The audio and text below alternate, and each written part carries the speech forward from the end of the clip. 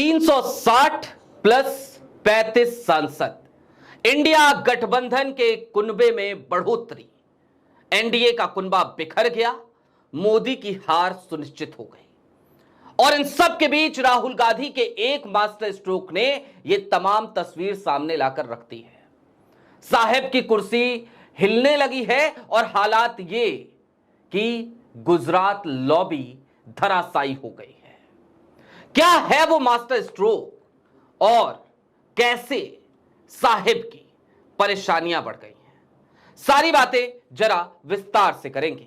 नमस्कार, मैं स्वप्निल, आप मुद्दा देख रहे हैं। दोस्तों, आगे बढ़ें उससे पहले एक छोटी सी अपील है। मुद्दा इन दिनों एक गंभीर आर्थिक संकट से गुजर रहा है। हमारे मेन बैंक अकाउंट बीते कई महीनों से फ्रीज चल रहे हैं। हमारा 2.5 साल पुराना चैनल भी हमसे 2 महीने पहले छीन लिया गया। बेबाकी से सवाल पूछने की शायद ये सजा थी, लेकिन हम रुके नहीं, डरे नहीं, झुके नहीं। हालांकि आज की तारीख में डे टू डे ऑपरेशंस में मुद्दा को काफी मुश्किलों का सामना करना पड़ता है, लिहाजा उसे आपसे अपील करनी पड़ती है मजबूरी वश। यदि आप सक्षम हो, यदि आप चाहें तो मुद्दा के आर्थिक संकट के इस काल में उसकी छोटी छोटी मदद जरूर कीजिएगा। इसके लिए आप स्क्रीन पर दिख रहे क्यूआर कोड या फिर के नीचे दिख रहे यूपीआई नंबर का इस्तेमाल कर सकते हैं। आगे बढ़ते हैं दोस्तों, खबर की तरफ चलते हैं। बीते कुछ दिनों से सबसे ज्यादा चर्चा किस बात की हो रही थी? साहेब के मास्टर स्ट्रोक की, इंडिया गठबंधन के टूटकर बिखर जाने की, एमके स्टैलिन के नरेंद्र मोदी के साथ चले जाने की। और यह चर्चा कहां से हुई? तो चर्चा वहां से हुई कि उपराष्ट्रपति पद के लिए तमिलनाडु से आने वाले सीपी राधाकृष्णन के नाम का ऐलान एनडीए ने कर दिया अपने प्रत्याशी के तौर पर। इसे साहेब का मास्टर स्ट्रोक बताया गया। लेकिन राहुल गांधी का मास्टर स्ट्रोक, इंडिया गठबंधन का मास्टर स्ट्रोक, दरअसल वो भारी पड़ गया। साहेब के मास्टर स्ट्रोक का जवाब तो एमके स्टैलिन की पार्टी ने खुद दे दिया था। जब गोदी मीडिया खूब चिल्ला रही थी तो एमके स्टैलिन की पार्टी यानी डीएमके का ऑफिशियल स्टेटमेंट आया कि हम एनडीए के प्रत्याशी का कहीं से कहीं तक समर्थन नहीं करेंगे। हम इंडिया गठबंधन के साथी हैं। इंडिया का जो भी प्रत्याशी होगा उपराष्ट्रपति पद का, हम उसके साथ जाकर खड़े हो जाएंगे। लेकिन डीएमके तो नहीं फंस पाई। अब इंडिया गठबंधन ने फंसा दिया दरअसल मोदी जी को, अमित शाह साहब को। राजनाथ साहब लगातार फोन करते रहे इंडिया गठबंधन के दलों के पास कि निर्विवाद रूप से चुन लेने दिया जाए सीपी राधाकृष्णन को। इंडिया गठबंधन ने कहा ना, नहीं, बहुत मास्टर स्ट्रोक कर रहे थे ना, लो हमारा मास्टर स्ट्रोक लो। और नाम का ऐलान हुआ बी सुदर्शन रेड्डी। संयुक्त आंध्र प्रदेश में जन्मे, रंगारेड्डी नामक गांव में, जो आज की तारीख में तेलंगाना का हिस्सा है। बी सुदर्शन रेड्डी हालांकि आंध्र प्रदेश में रहते हैं, अब वर्तमान आंध्र प्रदेश में, और इनकी जो जड़ें हैं वो बेहद मजबूत जड़ें हैं। एक आम से साधारण से परिवार में जन्म लेने वाले बी सुदर्शन रेड्डी के नाम का जब ऐलान हुआ तो दरअसल सियासी गलियारों में एक बात चलने लगी कि अब सीपी राधाकृष्णन जीतेंगे तो जीतेंगे कैसे, और क्यों होने लगी ये बात, तो जरा इस बात को समझिए। अभी तक उपराष्ट्रपति पद का चुनाव एक तरफा लग रहा था, जो कि अब नहीं रहा। एक तरफा क्यों लग रहा था? क्योंकि एनडीए के पास, मोदी जी के पास 422 सांसदों का आंकड़ा था। जीत के लिए जरूरत थी 392 सांसदों की। 782 कुल सांसद हैं लोकसभा राज्यसभा मिलाकर, और बहुमत का आंकड़ा बनता है 392 का।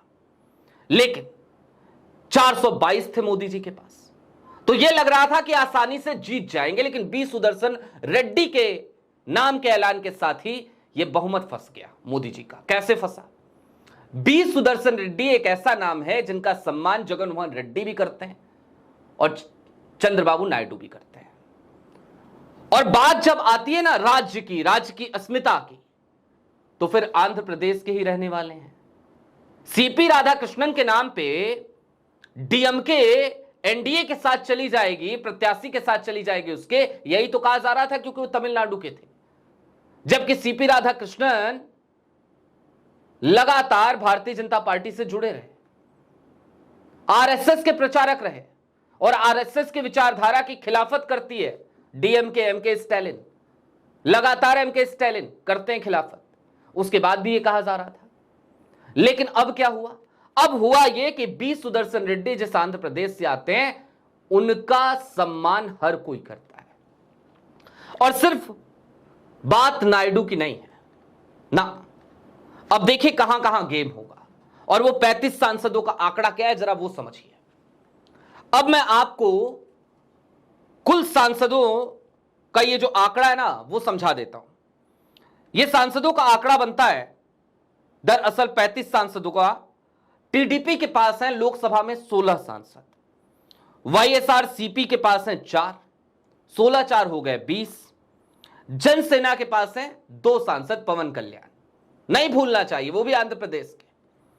तो 22 सांसद तो यही हो गए लोकसभा के। इसके बाद आ जाइए राज्यसभा में। राज्यसभा में आएंगे तो टीडीपी के पास फिर 2 सांसद, तो 22 2 24 और 24 और 7 सांसद हैं राज्यसभा में वाईएसआरसीपी के पास, जगनमोहन रेड्डी के पास। तो 24 7 31 सांसद। और इसके बाद आगे बढ़िए तो फिर तेलंगाना आ जाइए। बीआरएस के पास 4 राज्यसभा के सांसद हैं। सोचिए जरा, बीआरएस के पास भी सांसद है राज्यसभा के, और बीआरएस के राज्यसभा सांसदों को जोड़ दीजिए तो हो जाता है 31 और 4 35 सांसद। अब पार्टी अगर कह भी दे इन तमाम सांसदों से, मान लीजिए नायडू जी कह दे कि नहीं ठीक है, हम जो है नहीं इधर उधर जाएंगे, हम तो सीपी राधाकृष्णन को ही समर्थन देंगे, लेकिन ये मतदान तो गुप्त मतदान होते हैं। 35 में से कितनी उनकी बात मानेंगे भाई, ये बड़ी समस्या है। और ये ऐसा नाम है बी सुदर्शन रेड्डी कि इसने एक नई लड़ाई और शुरू करवा दी है। और वो नई लड़ाई क्या है? वो नई लड़ाई ये है जनाब कि एक तरफ आरएसएस की विचारधारा है, आरएसएस के साथ 48 सालों तक जुड़े रहने वाले व्यक्ति हैं, आरएसएस के साथ खड़े रहने वाले लाठी भाजने वाले सीपी राधाकृष्णन है, तो दूसरी तरफ बी सुदर्शन रेड्डी हैं जो न्यायविद हैं, कानूनविद हैं, कानून के ज्ञाता हैं, संविधान को मानते हैं और अब तक के अपने जीवन काल में लगातार संवैधानिक मूल्यों के लिए लड़ने वाला नाम है बी सुदर्शन रेड्डी। और इसीलिए दरअसल ये 35 सांसदों का आंकड़ा प्रधानमंत्री नरेंद्र मोदी और गृह मंत्री अमित शाह को खासा परेशान कर चुका है।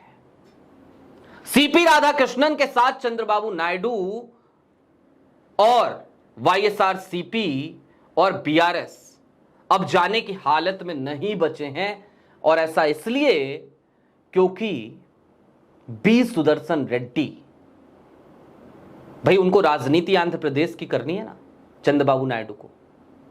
तो अगर आंध्र प्रदेश की राजनीति करनी है तो आंध्रा के लोगों को नाराज नहीं कर सकते, नहीं कर सकते। और जगनमोहन रेड्डी तो बिल्कुल नहीं कर सकते, वो विपक्ष में है। और रही बात बीआरएस की, तो जो बीआरएस इस समय हाशिए पे चली गई है वो भी ये गलती नहीं कर सकती। अब जरा सोचिए कितना बड़ा मास्टर स्ट्रोक है इंडिया गठबंधन का, लेकिन गोदी मीडिया आप तक ये मास्टर स्ट्रोक नहीं पहुंचाएगी, लिहाजा हमने सोचा हम पहुंचा दें आपके पास ये मास्टर स्ट्रोक।